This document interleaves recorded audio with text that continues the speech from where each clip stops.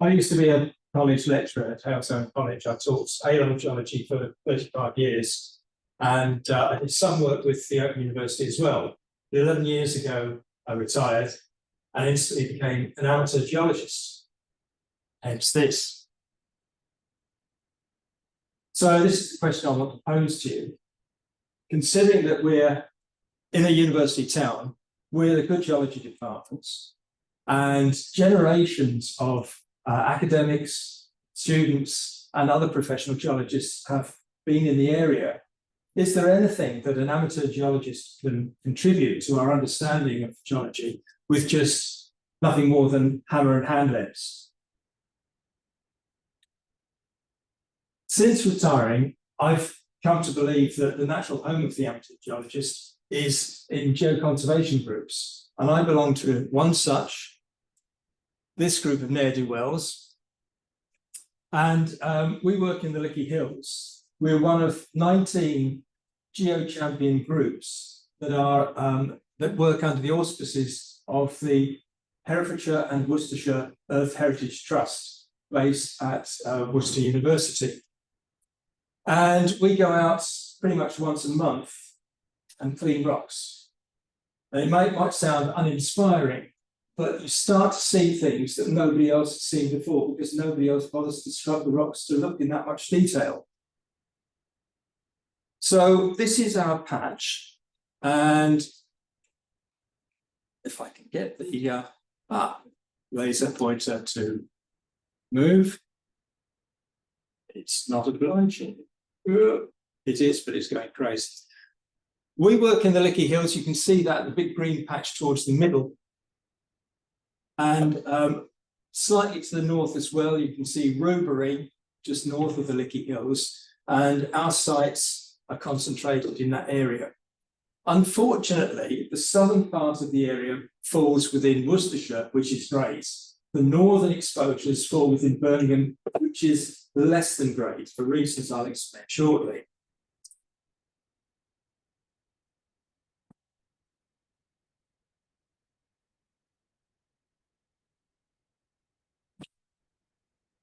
Yeah. So this image, in the lights, it's very difficult to see. This image shows the Lickey Ridge.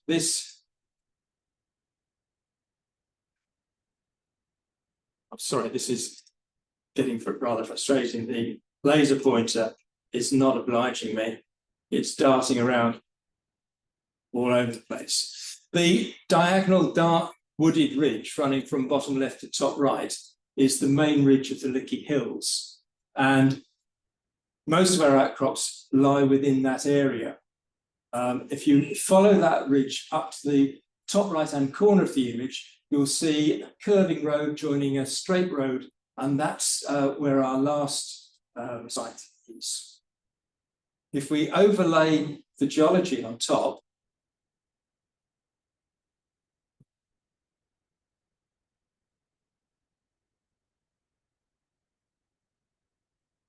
sorry, this is going to take a very long time at this rate.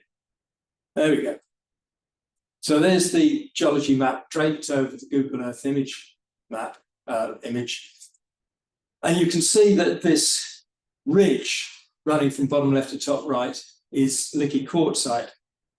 Now that's now being decided its Ordovician age.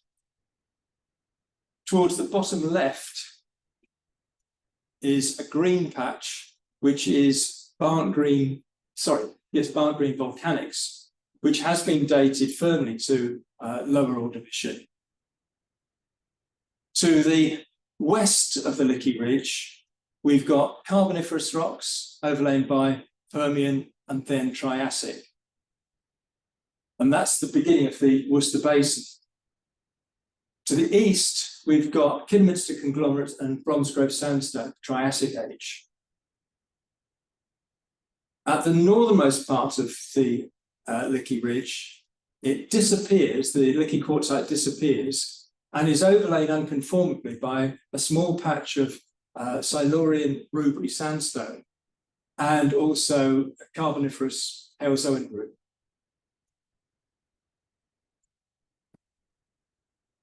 This is typical of the sites that we deal with in the Lickey Hills. Unfortunately, they don't look like this now. This is the Lickey Quartz site, which was quarried extensively in the late 19th, early 20th century. It's a very competent rock. It's highly fractured, therefore relatively easy to crush, and was used for ballast for road building. Most of the quarries closed down in the 1920s, but one remained open until the 1970s. And you can see it doesn't look very structurally complicated. It's gently folded and it's very well jointed, but doesn't seem more complicated than that, but it is.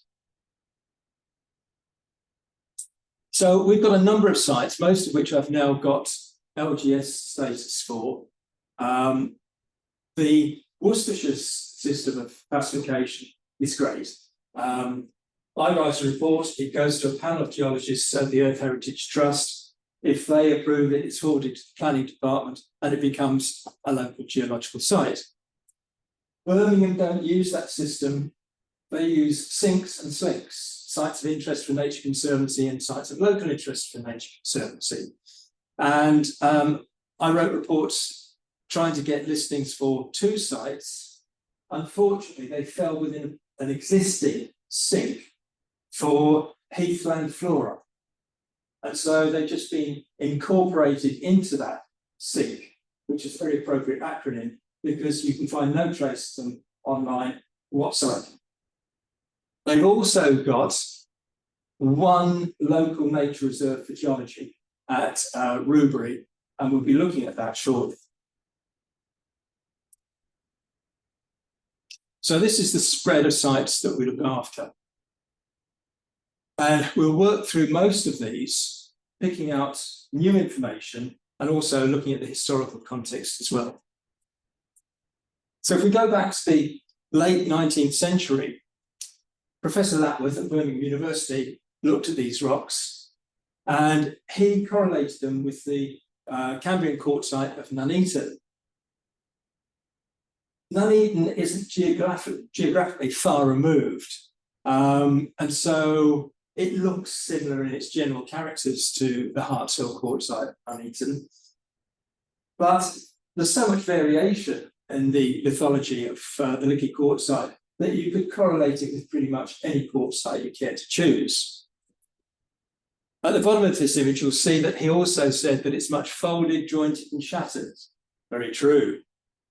But significantly, neither the base nor the summit of the formation is exposed, and disconnected sections do not afford a sufficiency of evidence to enable us to construct a complete ascending succession. So you go from one outcrop to another, and you don't know where you are in the Lickey succession with one slight clue, and that is how tophaceous the sandstone is. The BGS have added to that understanding. They reassigned it to the Ordovician based on its relationship with the Barnt green volcanics. At what we believe to be the lowest part of the Lickey quartzite sequence, the rocks are highly tophaceous. There are clay-rich sand layers which are thought to be bentonites. And as we go up through the sequence, it becomes a much more pure sandstone dominated by quartz with a few feldspars.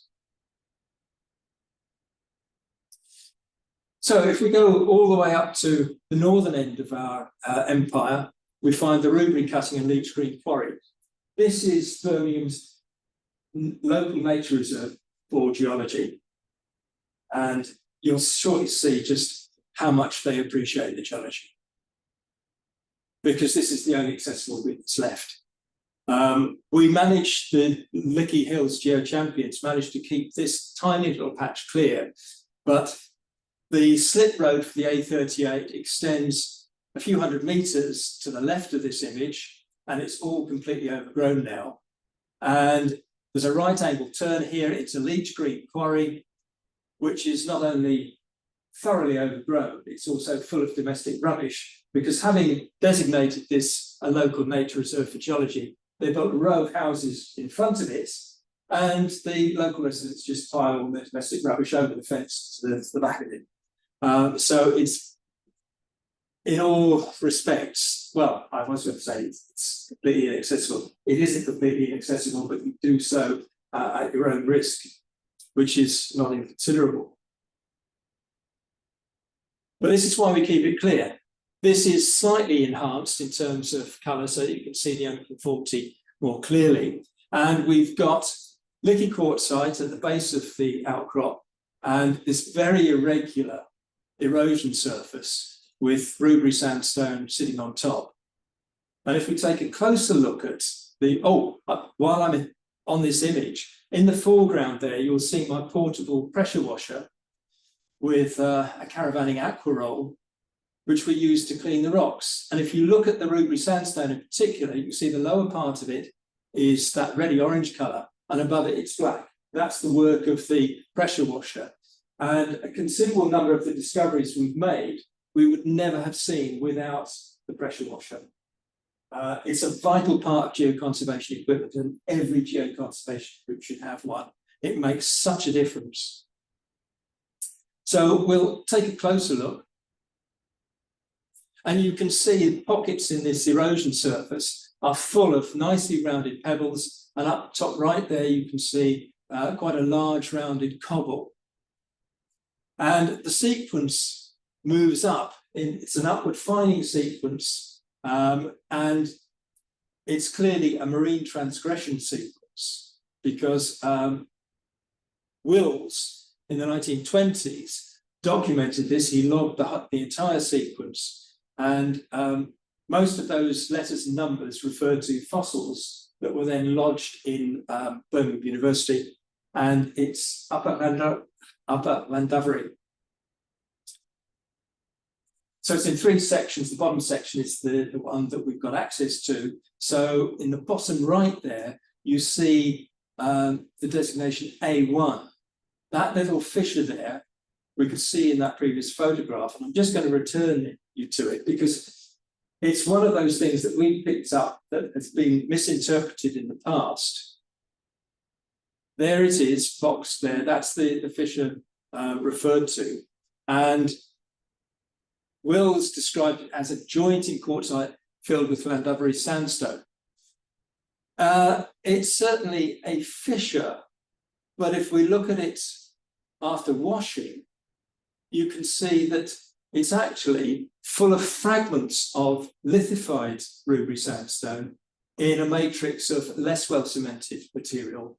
And that left-hand wall, you can see subhorizontal striations, indicating that it is in fact a strike slip fault with a fault breccia in it.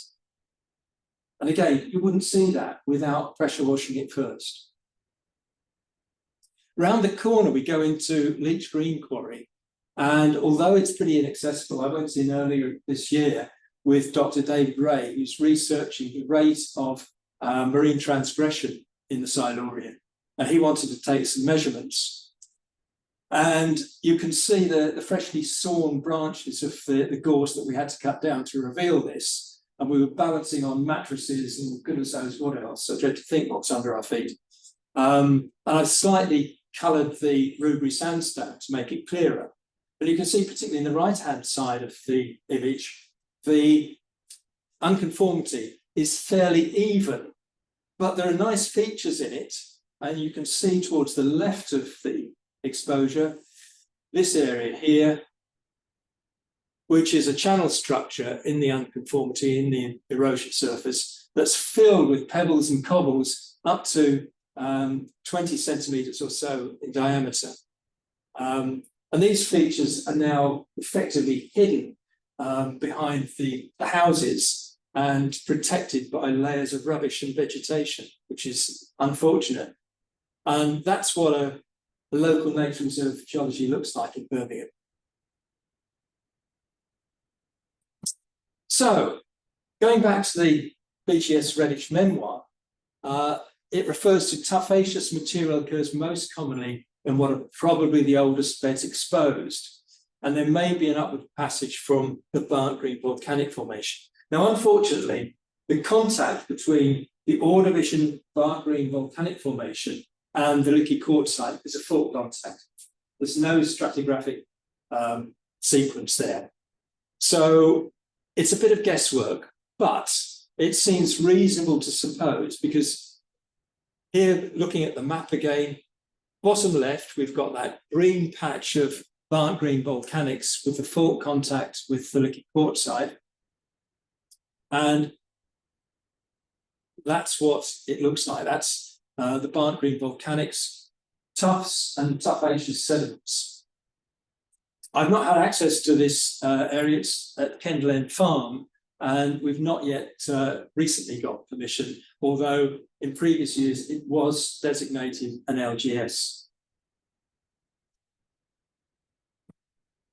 So, so I'm trying to use the laser pointer again, but it's still not doing anything useful. So we've come from Kendal End Farm, which is bottom left, the building that you can see as a white rectangle bottom left, that's Kendal End Farm. And we've come to Barnt Green Road Quarry to look at what we believe are the oldest beds in the Lickey quartzite. And again, this is what they used to look like, and I do so wish they still look like this. It'd be wonderful to be able to walk up the bedding plane like this old chap to access this recumbent fold. So again, you can see well-bedded Lickey quartzite, but some of the bedding planes are quite deeply incised, and these are clay-rich sediments, and they're still really soft. You can just gouge them out with your fingers. And it's these layers that have facilitated most of the structural deformation, both the ductile deformation, the folding that we see, and also the brittle deformation. Most of the faulting has occurred along these clay-rich beds. So this is a flexural slip fold. And if we look at the layer immediately underneath one of these clay-rich layers, we see an abundance of feldspar in the rock and iron staining, suggesting a relationship to that Barnt Green volcanic formation. So it's thought that these are the last coughs and splutters of that volcanic episode, interbedded with Lickey quartzite.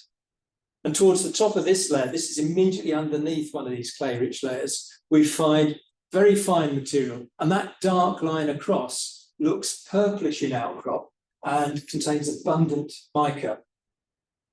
And immediately above that, we get the clay-rich sediment, and it's a clay silt at the bottom, but at the top you can see a fairly pure clay that's suffered shearing as the fold has developed and the beds have moved relative to one another.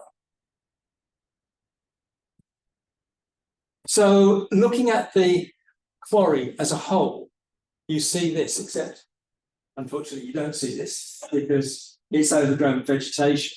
In 2010, it was completely cleared using a long arm excavator, and then the local fire service came in and hosed all the faces down. So it was absolutely pristine. But unfortunately, the vegetation is creeping back, and we can't access the upper levels to clear it. But if we look top right, we can see the hinge of the fold. And if we look at it a little more closely, at first glance, it seems like a fairly straightforward fold. But if you look in the hinge, you can see considerable crushing of the rock and displacement. You can trace that hinge right across the quarry face. Well, that's just to explain, but you know, we can skip the flexural slip. If we can trace the hinge across the face of the quarry down to the southeast corner where that next box is, and go in and have a closer look at that. First glance, simple anticline, but of course it's not.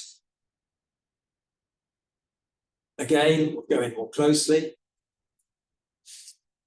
And down in the bottom left, where my little scale is, there's a fault there, full of fault breccia, and it's along a bedding plane. So although it's a bedding plane, there has been movement there, and as I say, it's brecciated. But if you follow that line up to the right, it turns into a normal but well-jointed bed of quartzite. But of course, it steps across. In the foreground there, we've got rocks dipping towards us, and over on the right-hand side, in that arch structure, we've got same beds dipping towards us. On the far right, we've got rocks dipping away to the right.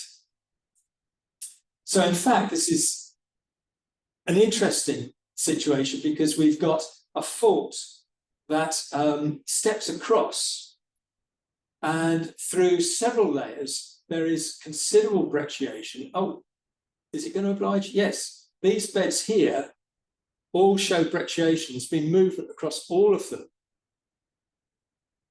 And that's where the laser point is decided to take a rest.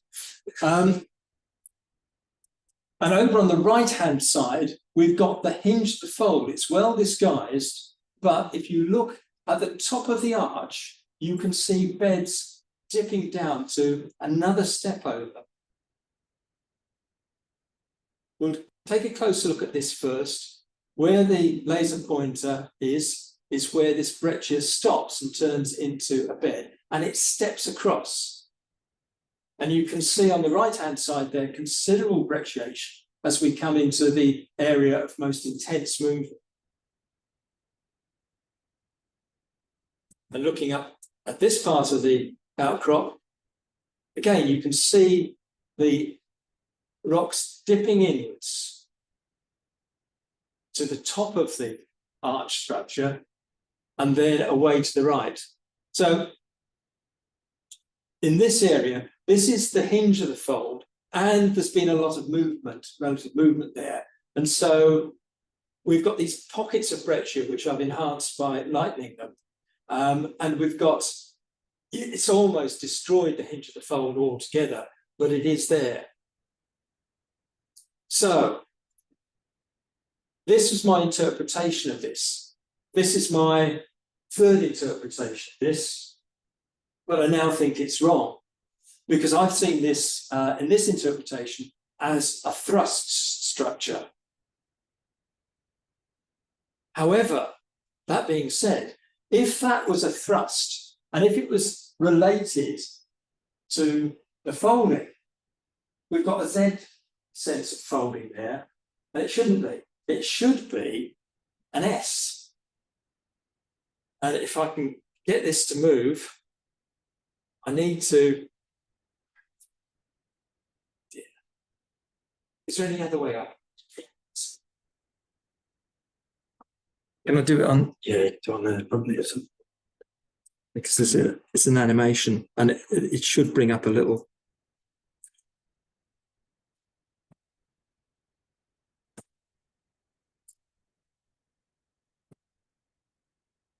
It should bring up a little play symbol. Yes. That's what should develop, an S-shaped fold rather than Z. So if the two structures develop at the same time, because at the same movements, then the hanging wall block should have moved northwards towards us. So is that correct? I'm not convinced either way, not certain. But there is some supporting evidence. Going back to this bottom left-hand corner, on one occasion, I observed these. These are what I now describe as fairy second sites. In other words, they only appear once every several years. Because I saw these striations, and when I latterly returned with a group a few weeks later, we couldn't see them.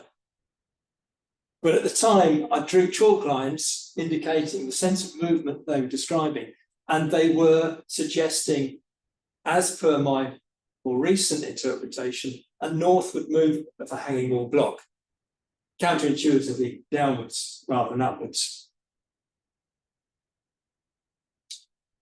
So that's my current working hypothesis for this corner, but I await more evidence to prove me wrong, which will probably happen. So if we go from Barnt Green quarry back to the southern end of the Lickey quartzite, the Kendal end quarry,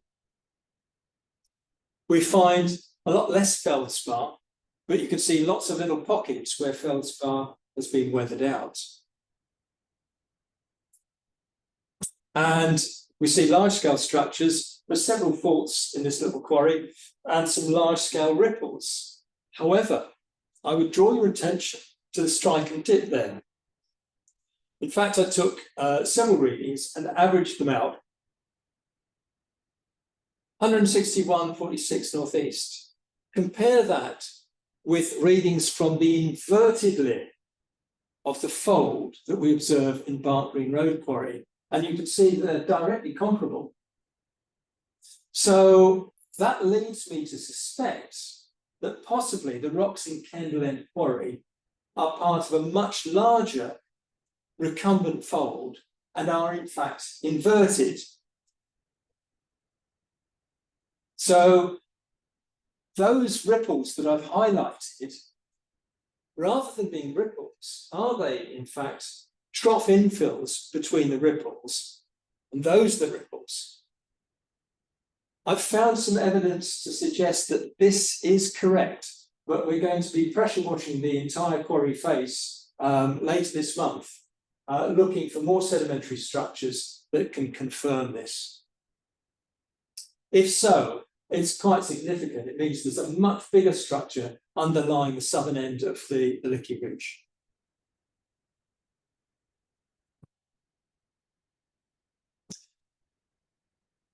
We'll move to Rose Hill Quarry, and just to the left, below and to the left of Rose Hill Quarry, you can just about make out a transverse feature, a valley that cuts across east to west through the Lickey Ridge. And the Rose Hill Quarry, there are 3 bays to the Rose Hill Quarry, and it lies within this valley structure. Ogden in the 20s did this field sketch of the quarry, and he identifies these thrusts being at the base of the quarry. Now, we've not seen anything as spectacular as these, but that might be because they're covered with spoil at the base of the quarry. However, we have seen thrusts, and again, they follow these clay-rich layers, but it's clay-rich, but it's full of broken fragments of Lickey quartzite, and sometimes it jumps from one bedding plane to another. So these are thrusts.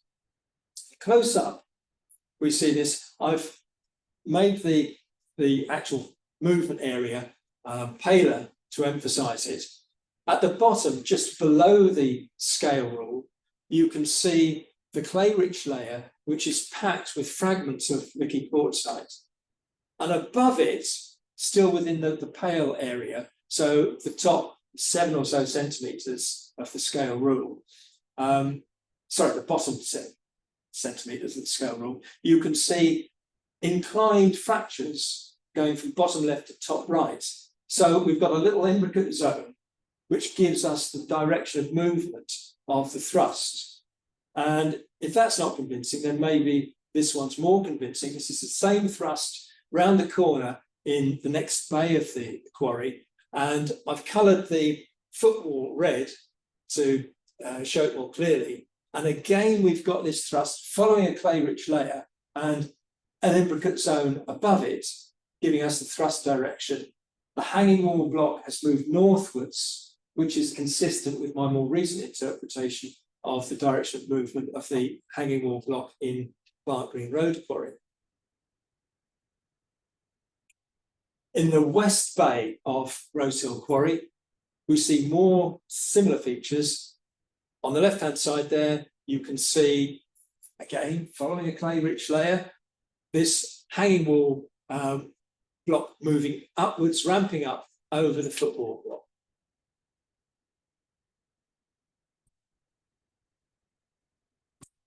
Right, go on to a different tack here slightly. Blackworth, as was typical of his day, he makes these observations.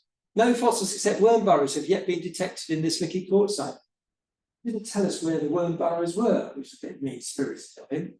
But anyway, we hadn't seen any fossils anywhere. Body fossils, no. Trace fossils, no. Nothing. Until we were out on a recce one Sunday, and we were looking for any outcrops that we hadn't previously documented. And we were on Each Way Lane, and I looked over into the bushes and saw a little patch of rock. Thought, not seen that before. And we went over, and this is it after it's been cleaned up. The area to the left of my little mattock there was the only bit that was then exposed, but it was enough to show me these. There are the worm burrows. And this is the only place in the entire Lickey Hills where we've seen any worm burrows. So this must be the one that he was describing. And with the eye of faith, which I employ regularly, you can start pairing them up. They could be Diplopaturian, but I've never seen one in longitudinal sections, so I can't be sure. So the question then is, why? Why are they here and nowhere else? Is this the only moment in time where there were worms living in the sediment? Probably not.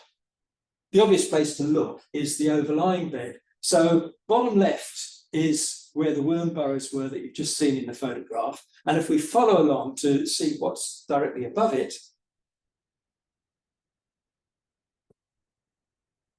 we get to this. And you can see the left-hand side of the scale rule is sitting on the bedding plane that's got the worm burrows in. And immediately above it, recessed underneath there, you've got a clay-rich black sand. Again, you can gouge it out with your fingers, you can wash the clay out, and what you're left with is a very, very dark sand. It still contains a lot of quartz, but there's a lot of mafic material in there as well. And just to the right of that, you've got a white clay layer. And my best guess is that this is a volcanic tuff that's blanketed the seabed. It's prevented any bioturbation and mechanical agitation of the worm burrows and has thus preserved them. And that's why they're there and nowhere else. So they've been elsewhere, but they've just been destroyed subsequently.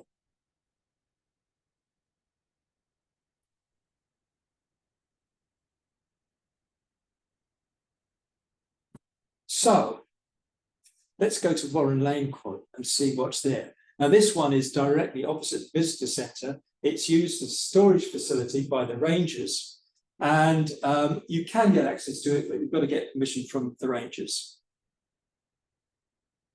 The Redditch memoir records sorting grain-shaped sedimentary structures suggest deposition in a high-energy marine environment. Fair enough. Let's see what we've got. Some rather broad, not very well defined, but nevertheless symmetric ripples.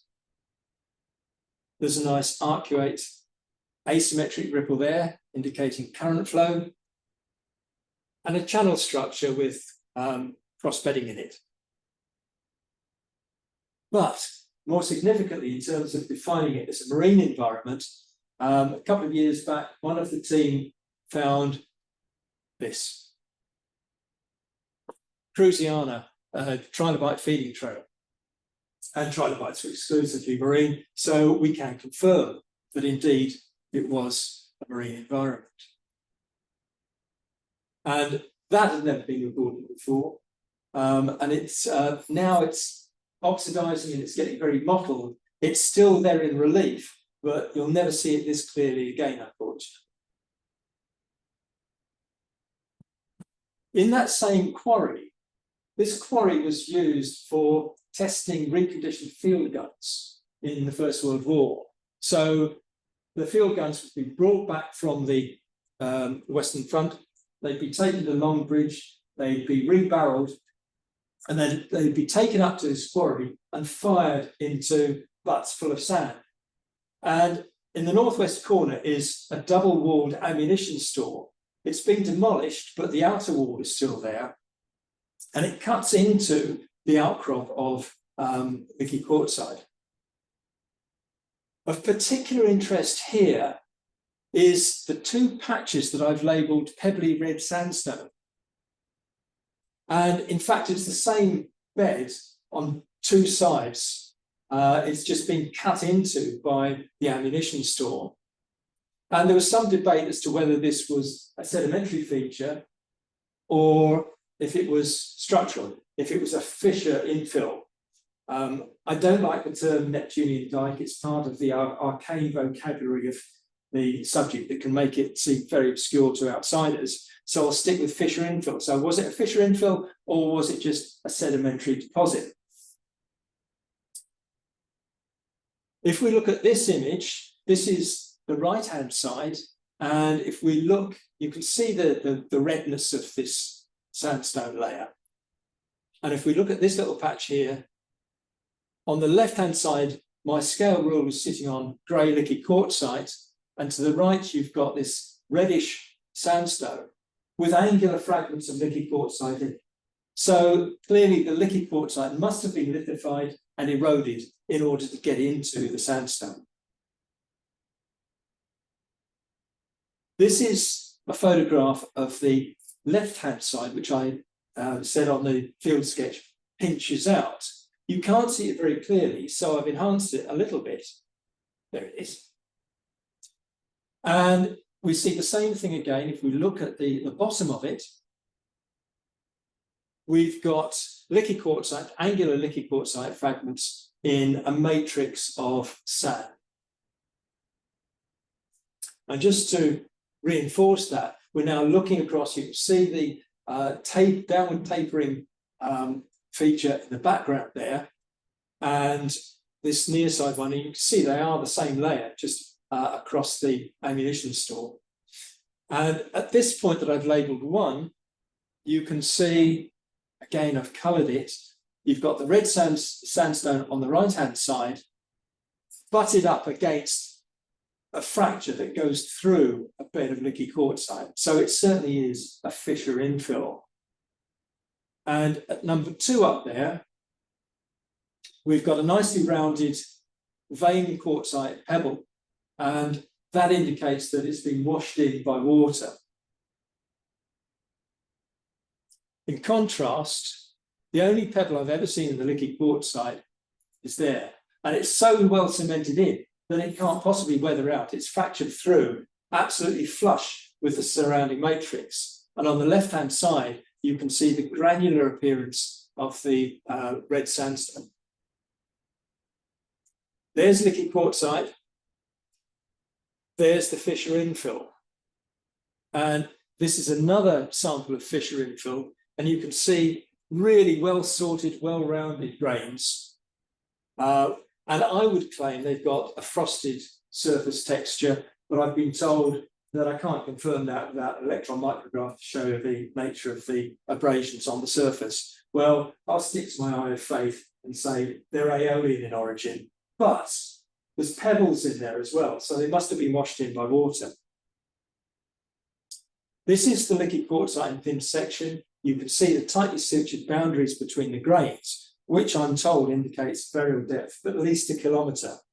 In contrast, you've got the fissure infill, nicely rounded grains, still preserving matrix in between as well.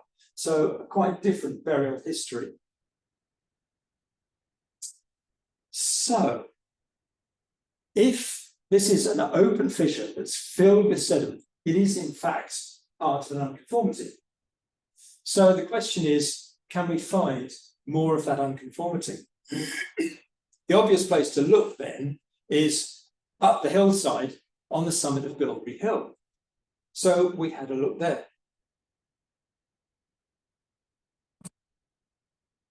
Hardy had noticed boulders, well, lumps of rock, I won't call them lumps of rock, that were highly resistant and consisted of breccia, which he ascribed to crushing. I take great delight in finding mistakes in this work. These are the lumps of rock. These delightful Edwardian ladies are sitting demurely on said lumps of rock. They now look like this. And there was debate as to whether they were boulders or outcrop, and whether they were structural or sedimentary. Well, I easily convinced myself that they were sedimentary. I've highlighted this angular fragment, 20 centimeters, very angular. It hasn't moved anywhere, and it's surrounded by much smaller fragments. To me, this was obviously sedimentary with minimal transport distance. Within it, at 4A, for example, we see something a little bit different. There are pockets of sediment where we've got, obviously, Lickey quartzite fragments in an iron-stained matrix of sand, and there are nicely rounded grains of sand in there. So my determination was that this was sedimentary breccia, and therefore, if we dug down and cleaned it all up, we would find an unconformity. And this is my James Hutton moment, because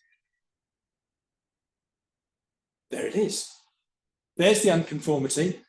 Bottom part is Lickey quartzite with the breccia sitting above.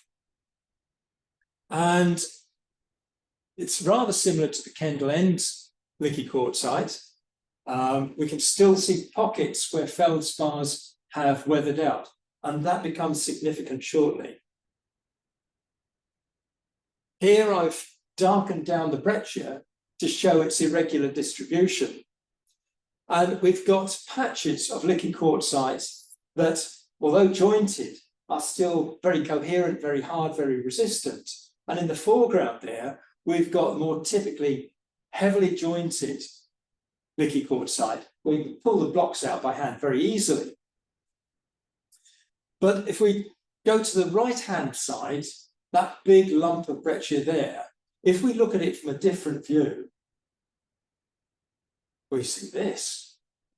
And again, I've darkened the breccia to make it clearer, but we see the breccia sitting on the unconformity, and the top 20 centimeters of the Lickey quartzite are reinforced. They've been re-cemented, and it's undercut all the way around where we pass it into the well-jointed typical Lickey quartzite, because what we've got here is a Silcrete.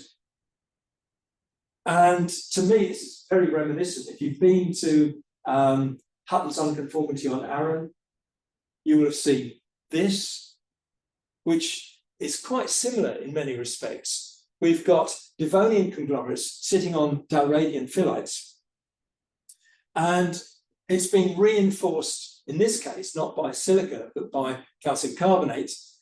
So they're referred to as cornstones, but it's a calcrete. And a lot of people misplace the unconformity here. They put it where the undercut is. Oh, there we go. Sort of there-ish. But in fact, it's higher up, because you can, in fact, see the foliation of the Dalradian in the bottom half of the calcrete. So it's a similar sort of thing, only with, as I say, it's a calcrete in this case rather than Silcrete we've got in the Lickey Hills. And this is my probably oversimplistic model of how this formed. Now, I understand that not all Silcretes are pedogenic, but let's go with this for the time being, just for the sake of simplicity. So we get the newly uplifted Lickey quartzite. It suffers weathering, builds up a layer of breccia, which is trapped by the irregularity of the erosion surface that's been created. Weathering of the feldspars in the Lickey quartzite releases silica into solution.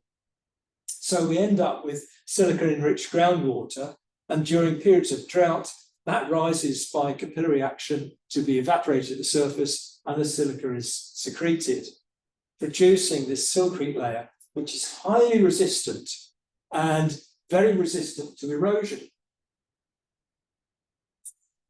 So we've got it on Bilberry Hill.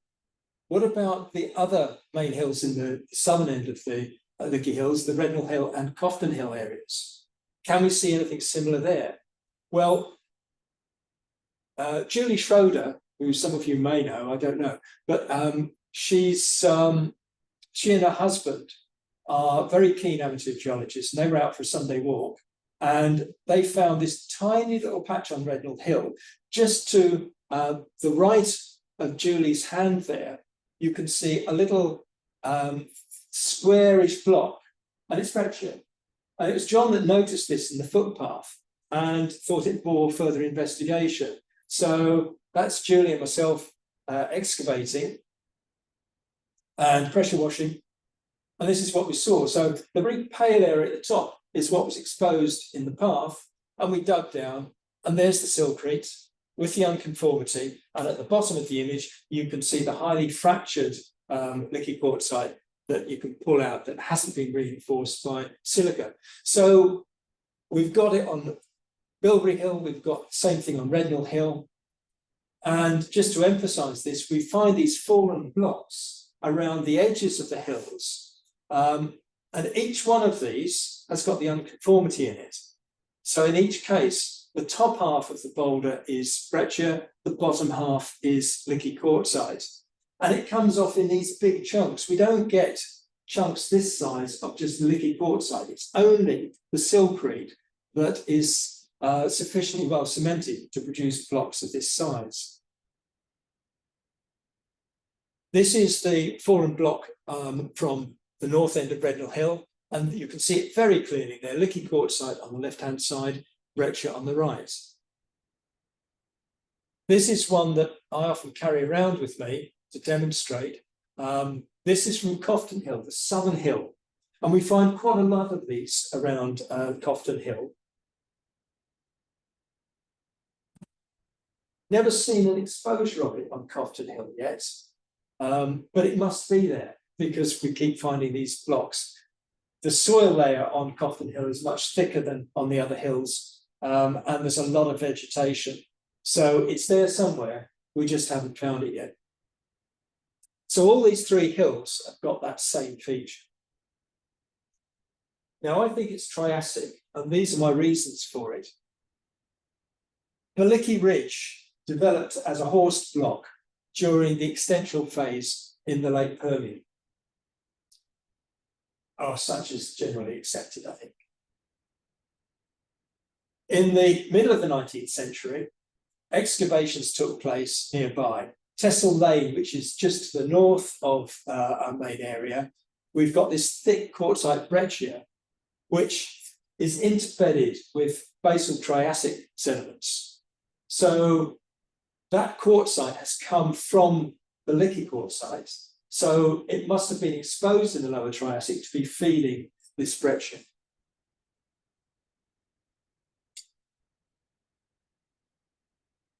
So that says the same thing. And the BGS has linked the Tessel Lane breccia with the Hotworth breccia, which it designates as Triassic. So all of these must have been accumulating around the Lickey Hills in the early Triassic. So this is what the geological map looks like at the moment, but this is what I think it probably should look like. I think there's a new Triassic deposit on the surface of the ridge, this Bilberry Hill or Lickey breccia of Triassic age. But that's not the end of the story yet, because I'll take you back to the fissures.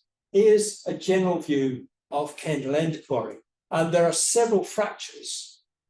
Some of these are just straightforward faults with fault breccia, but others you can see that are cross-cutting beds that haven't developed in the same way. And if, for example, we look at number 4 there, take a sample from that, we get this, and you can see some rounded pebbles. And if we look more closely, we can see nicely rounded, frosted grains of Aeolian origin, I propose. It's certainly sediment that has washed into the fissure. And if we go to Rose Hill, we've got fractures there. And if we sample those, we get the same thing. We've got sediment fill. So these fractures must have been open at the base of the Lickey Hills. I'll take you back to this feature, this Lickey Gorge. North is over to the left on this image, just to confuse you. But you can see where those Rose Hill quarry fissures were in the previous image. And we've got this transverse valley cutting through. And I've recently, just a couple of months ago, found another fissure on the south side of this gorge, which contains the same sediment fill. So this gorge must have existed in the Triassic, which rather throws out of contention previous theory, which was that this was a glacial outwash channel formed by an ice-dammed lake that overspilled. If that was true, you'd expect in the drift deposits to find some evidence of an alluvial fan on the outflow side, but the BGS map doesn't show any such deposits. So I think this is a Triassic landscape feature, which you can compare favourably with this at Newcliffe Quarry in Leicester. There's a Triassic valley filled with Mercian mudstone cut through igneous rocks, and I think the Lickey Gorge is directly comparable to that. So this is a LiDAR image draped over Google Earth of the Lickey Hills. North is over to the right this time, and you can see the Lickey Gorge quite prominently. And if we identify all these locations where we found fissures filled with sediment, they're all around the base of these quarry, of the outcrop. So if these were open in the Triassic and the breccia was accumulating on the summit of the ridge at the same time, I would like to suggest that in fact this is an exhumed Triassic landscape. But more work needs to be done. So none of these things are definitive. All of them are open to question, but the evidence is starting to lead me in the direction of these interpretations. So that's it. If you want to know more, I've put a book online as a PDF. I'll never publish it in print, simply because I keep updating it. And you can see from the title that it's well overdue for an update, because it now no longer encompasses Lower Paleozoic.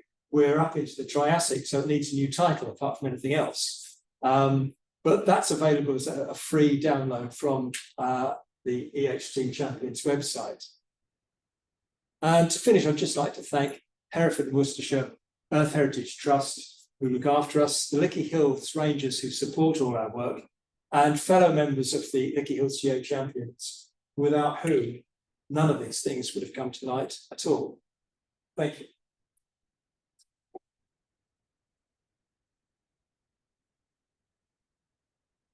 Now the dreaded bit.